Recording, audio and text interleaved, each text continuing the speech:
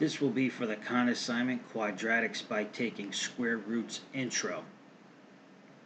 So for all of these, they want us to find the zeros of the function. Okay, so this g of x right here, it's the same thing as y equals, all right? And when you have a graph, this is the x-axis, and this is the y-axis, all right? Y equals 0. Y equals 0 is right here, and the line y equals 0 is the same as the x-axis. Okay, so in order to find the zeros of the function, we set y equal to 0. All right, now since this equation is already in y equals form, we can just set it equal to 0. Okay, and we're going to solve from there. Now, if you remember the quadratic equation, ax squared plus bx plus c, and you use the quadratic formula to solve it, okay? But if there's no x term, you don't need to use the quadratic formula. So the first step is to set it equal to 0, and then I am going to collect the variable or x term on one side and the constant term on the other side of the equal sign. So here I have negative 484.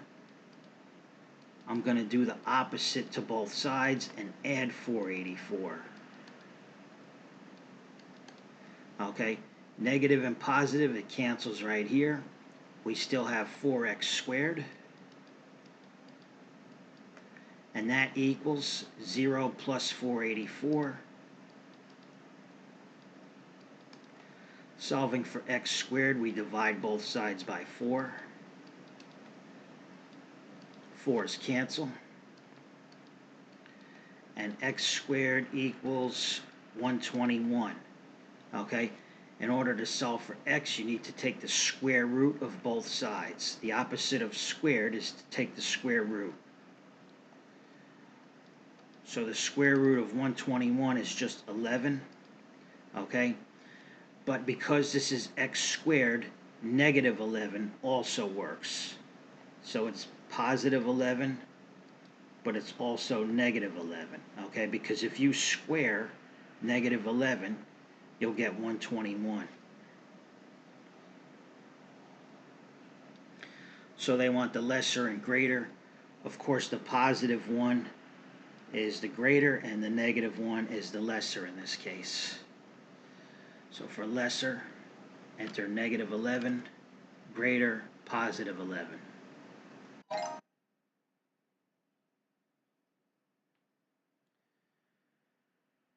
Okay, so the strategy is the same for all of these. All right, they want us to solve for x here.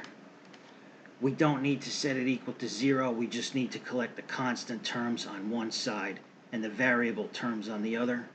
So here we have plus 4. I'm going to do a minus 4 on both sides. Okay, plus minus cancels. We have 3x squared. And 4 equals 436 minus 4. That's going to be a 432.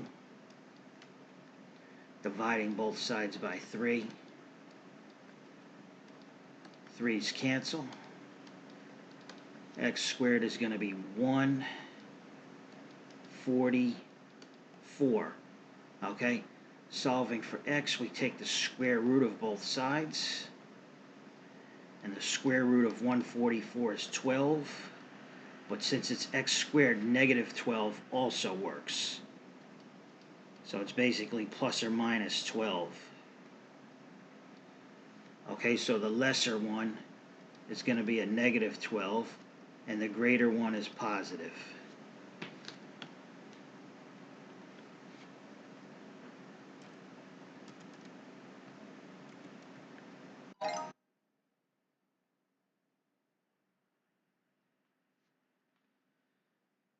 So here we're finding the zeros of the function. Remember, this is y equals, so we just set it equal to 0. Okay, and adding 800 to both sides. Plus minus, it cancels right here. 8x squared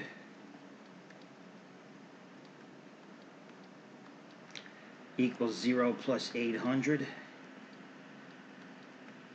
Dividing both sides by 8. The 8's cancel. And x squared is 100. Okay, taking the square root of both sides. X is going to be plus or minus 10. So the lesser is negative 10, and the greater is positive 10.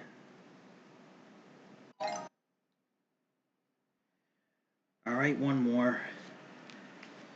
So we want the variables on one side and the numbers on the other.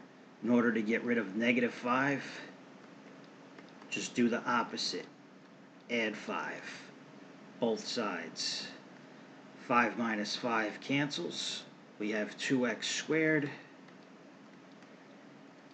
13 plus 5 is 18. Solving for x squared, we divide both sides by 2, and the 2's cancel. X squared is 9.